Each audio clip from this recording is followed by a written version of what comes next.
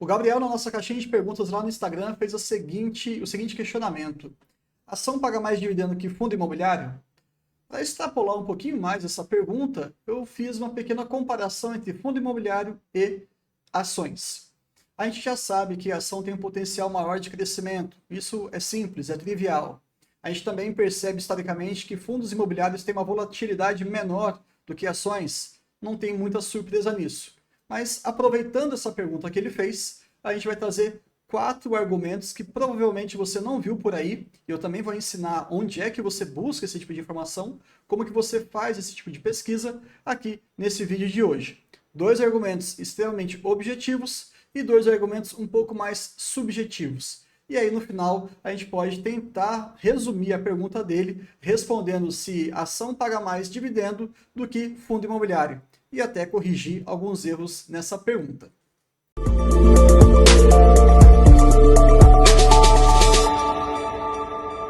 Fala pessoal, tranquilo? Meu nome é Bruno Oliveira, eu sou analista CNPI do Vida de Acionista e agora a gente vai tentar entrar com um pouquinho mais de detalhe nessas questões que foram trazidas pelo Gabriel na nossa pergunta. Vou fazer aqui um geralzão, começando pela questão histórica, e isso é muito importante. Então, vamos lá. Uma pergunta básica que muita gente acaba esquecendo é: quando é que surgiu a legislação em relação aos fundos imobiliários? Foi nessa lei 8.668, lá em 1993. Então, tem pouco tempo, né? Eu já era vivo já, então tem menos de 36 anos. E o grande ponto aqui é a gente entender alguns pormenores. Você não precisa ler esse tipo de coisa, mas eu já vou te trazer algumas percepções interessantes. A primeira delas, qual que é? Tempo de existência. Vamos comparar agora com a lei das SAs, que deu o início ali das nossas sociedades anônimas, que estão relacionadas, obviamente, àquilo que a gente mais gosta de investir aqui no nosso canal, que são propriamente as ações. Quando a gente faz uma breve pesquisa, a gente percebe que, na realidade, essa lei é a 6.404, lá de 1976. Então aqui já tem uma diferença interessante. Historicamente, nós temos muito mais dados, muito mais experiências vividas com as ações do que com os fundos imobiliários. A premissa de que não existe nenhum bilionário com fundos imobiliários talvez não seja tão interessante assim, porque o prazo de existência desse mercado é menor. Então, estatisticamente, a probabilidade de aparecer algum bilionário por conta desse investimento também tende a ser muito menor. Mas, para quem tiver um pouquinho mais de curiosidade em relação a algumas histórias que aconteceram no nosso mercado de ações, na nossa Bolsa Brasileira de maneira geral, eu vou sugerir 2 livros para vocês. O primeiro deles, esse aqui, Crises Financeiras, Brasil e Mundo, do Roberto Teixeira da Costa. É um livro bem novo. Eu vou deixar para vocês o link da nossa biblioteca do Vida de Acionista. Lá você pode comprar pela Amazon, tá? E outro que já é muito bem conhecido, Faça a Fortuna com Ações Antes que Seja Tarde, do Décio Bazin. E esse livro tem várias histórias, né, contando algumas narrativas que aconteciam antigamente, mas você percebe realmente que o mercado de ações ele é mais antigo. Então, esse ponto é bacana a gente trazer, mas agora vamos retornar aqui com outro aspecto em relação aos fundos imobiliários. Quando a gente pensa no quesito remuneração, que foi basicamente a pergunta do nosso amigo Gabriel. Aqui nessa lei, se você for colocar no parágrafo único, de qual artigo? Do artigo 10. Maravilha. Você chega ao seguinte: o fundo deverá distribuir aos seus cotistas no mínimo 95% dos lucros auferidos, né, recebidos, conquistados, gerados, etc. Apurados segundo o regime de caixa, ok? Com base em balanço ou balancete semestral encerrado em 30 de junho e 31 de dezembro de cada ano. Você percebeu um pequeno furo aqui que muita gente acaba falando e não sabe? Fundo imobiliário não precisa te pagar todos os meses. É uma questão de tradição, porque pela lei, na realidade, ele precisa te garantir 95% de todo aquele valor recebido semestralmente. Mas tudo bem, uma coisa é a política e outra coisa é a prática. Que bom que eles fazem isso mensalmente. Mas quando você olha a lei das ACAs, que é aquela lá de 76, e você pesquisa sobre a remuneração, você encontra o seguinte: quando aqui, deixa eu ver qual que é, artigo 202, parágrafo 2º, quando o estatuto for omisso ou a Assembleia Geral deliberar alterá-lo para introduzir normas sobre a matéria, o dividendo obrigatório não poderá ser inferior a 25% do lucro líquido ajustado. Ou seja, o que ele está dizendo aqui? Se a empresa não falar nada, não definir ela própria como que vai ser o payout, que é a porcentagem do lucro que é distribuído aos seus acionistas, necessariamente pela lei das SAs tem que ser 25%. Então, peraí, Bruno. Existem empresas que não são omissas e podem definir um dividendo menor do que 25%? Existem. E agora vem uma pequena digressão do nosso vídeo. Eu espero que vocês não se percam, mas é uma curiosidade interessante e uma notícia muito fresquinha.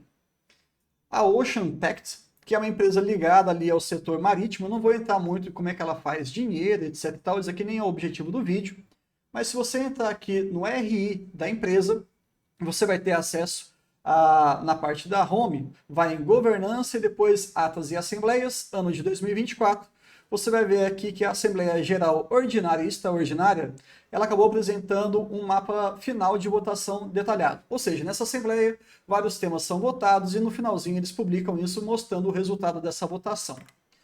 E aí, indo aqui nesse mapa, a gente percebe que tinha um tema para ser deliberado. Deliberar sobre a alteração da cláusula 44, tanto faz isso aqui, blá, blá, blá, blá, blá, de modo que o dividendo obrigatório passe a ser 25% do lucro líquido ajustado. Ué, Bruno, não estou entendendo. Por que você está trazendo esse tipo de conteúdo? É simples, tá? Se você for olhar aqui todos os acionistas, eles votaram em favor de aprovação, tranquilo. Essa foi a votação. Então, definitivamente, isso foi mudado no seu estatuto. Mas por que eu estou falando disso? Porque se você for no mesmo site do RI da Ocean Pact, aí você vai em informações financeiras, documentos entregues à CVM, e aí você coloca o ano de 2023, você vai ter acesso ali ao formulário de referência, que é basicamente o documento que fala tudo da empresa. Tudo atualizado de acordo com a edição que ele é publicado, né, e tudo mais, e o ano de referência que ele está se dirigindo. Você consegue ter informações muito valiosas. Processos, pessoas, políticas, tudo. Riscos, eles colocam, e geralmente é um documento muito denso. Eu pouco abordo aqui, mas o cara que consegue ler esse tipo de conteúdo, para mim, ele praticamente já zerou tudo daquele negócio. Mas, enfim, esse não é o ponto. Se você entrar aqui nesse formulário de referência em relação ao ano de 2023, você vai perceber que na página 99, perceba que o formulário de referência ele tem 310 páginas. Não recomendo que ninguém comece a estudar uma empresa por isso aqui. Vamos com calma e com elegância, aprendendo outras coisas. Mas olha o item 2.7, destinação de resultados. Em 2022, olha que curioso qual que era a regra de distribuição de dividendos. Em 31 de dezembro de 2022, o Estatuto Social da companhia previa que os acionistas teriam direito de receber como dividendo obrigatório, naquele exercício, a quantia equivalente a, no mínimo, 0,1% do lucro líquido ajustado. Então, essa empresa, ela colocou no seu estatuto, até esse ano de 2022, uma distribuição, um payout de 0,1%. Isso daí eu acho que não acontece em fundos imobiliários. É 95% do rendimento que eles vão ter lá dos lucros, né? Isso vai ser distribuído para você e ponto final. Já as ações, as empresas, elas têm uma autonomia bem mais clara. A Ocean Pact, a gente percebe que algumas frases são muito verdadeiras e essa eu reproduzo com prazer. As empresas, elas são organismos vivos. Então, até 2022, você tinha 0,1% de payout e a partir de 2024, pela nossa assembleia que a gente acabou de ver, passou a ser 25% de payout. Essa é uma diferença que vai influenciar demais no pagamento, na remuneração, que tem a ver também com a pergunta do nosso amigo Gabriel. Mas um outro ponto que também chama muito a nossa atenção é em relação ao imposto de renda. Então, existem diferenças bem importantes em relação a esses dois tipos de investimento, tanto o fundo imobiliário quanto as ações. Nós temos, quanto as empresas listadas na Bolsa, nós temos ali algumas divergências, algumas condições interessantes. Em dezembro de 2004, então, eu estou falando aqui agora de fundo imobiliário, mais de 10 anos depois de que foi iniciado todo esse mercado na Lei 11.033, nós temos aqui um dispositivo que fala o seguinte, artigo 3º, ficam isentos de imposto de renda. E aí nós tivemos, no ano seguinte, uma atualização. O seguinte, vai ficar isento de imposto de renda na fonte na declaração de ajuste anual de pessoas físicas, os rendimentos distribuídos pelos fundos de investimentos imobiliários, os FIIs. Então, perceba que antes desse ano, de 2004, existia sim algum tipo de imposto de renda em cima dos rendimentos. E aqui, por favor, não confundam, vamos começar a falar cada vez mais correto. Nas empresas, nós temos os proventos que podem ser juros sobre capital próprio, que tem imposto de renda, 15% pela legislação atual, e foi instituído ali por volta de 94, 95, e nós temos os dividendos isentos de imposto de renda. Já nos fundos imobiliários, nós temos rendimentos. Não existe dividendo de fundo imobiliário, pelo amor de Deus. Rendimento é o termo correto que a gente vai sempre usar. Então, esses rendimentos, eles não são tributados por conta dessa lei aqui, desse ajuste que nós tivemos a partir de 2005. Então, também já tem um tempinho já bom, né? E aqui, só para deixar bem claro e definido em relação à mudança ali da tributação dos dividendos, em 95, a Lei 9.249, nós tivemos ali no artigo 10, eu não sei juridiquês, é artigo 10º ou artigo 10? Eu não sei, mas enfim. Os lucros ou dividendos calculados com base nos resultados apurados a partir de janeiro de 96 não ficarão sujeitos à incidência de imposto de renda na fonte, nem integrarão a base de cálculo do imposto de renda do beneficiário, pessoa física ou jurídica, ou seja, né, nós e outras empresas que talvez possam investir nesse negócio listado na bolsa. Então tá aqui já, tá tudo mapeado para vocês em relação a essa parte das leis. Eu acho que é importante porque a gente vai ter uma percepção do que? Nesse quesito de tributos. Eles aparecem, eles desaparecem, eles aumentam, eles diminuem. Então, não contem com isso como algo fixo, escrito na pedra. Isso pode eventualmente mudar. Vamos lembrar que estratégia de dividendo no Brasil e no mundo, aqui no nosso país, a nossa principal referência é o Barsi. Quando ele começou, os dividendos eram tributados. Então, vamos parar de ficar preocupado com esse bafafá aí de que vai ter novamente tributação ou não. Se tiver, não tem problema. O mercado vai se ajustar e a gente vai continuar investindo em boas empresas pagadoras de dividendos. Combinado? Agora chegou a hora da gente poder conversar um pouquinho mais dos aspectos mais subjetivos. Se você sobreviveu até aqui, eu sei que é muito chato ficar falando de lei, mas eu gosto de mostrar para vocês da onde que eu tiro essas informações. Todas você pode entrar lá no Google, pesquisa, você pode ler, pode aprender outras questões mais. Tudo bem? Vamos lá. Primeira coisa é entender que quando você compra uma cota de um fundo imobiliário e quando você compra uma ação de uma empresa, perceba a diferença dos termos também, isso é fundamental. Num fundo imobiliário, você está investindo indiretamente em imóveis. Quando você compra uma ação, você está investindo em negócios diversos. É claro que existem diferentes tipos de fundos imobiliários, de tijolo, de papel, papapá, tudo bem, não tem problema, mas é eminentemente o setor imobiliário. É muito mais restrito, mais nichado. Agora, empresa não. Empresa pode ser algo bem mais amplo, bem mais diversificado. Essa é a importância também que a gente pode diferenciar esses dois investimentos. E agora vem algo um pouco mais subjetivo. Vamos pegar um exemplo da Klabin. Acho que todo mundo conhece um pouquinho da Klabin, né? Imagina que você tem todas aquelas terras, para que você é dono de todas aquelas terras, tá? Independentemente de elas terem florestas ou não, mas você não é um empresário, você não construiu todas aquelas máquinas, todas aquelas fábricas.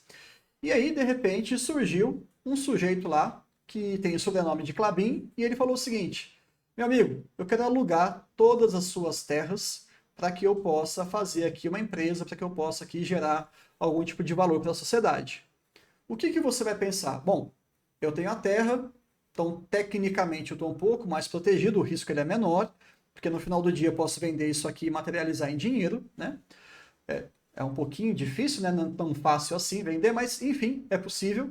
E ele quer se arriscar a construir uma empresa com todos os riscos que nós temos, né? E eu vou ficar aqui tranquilo, eu não tenho quase nenhum risco, ou menos do que ele, pelo menos.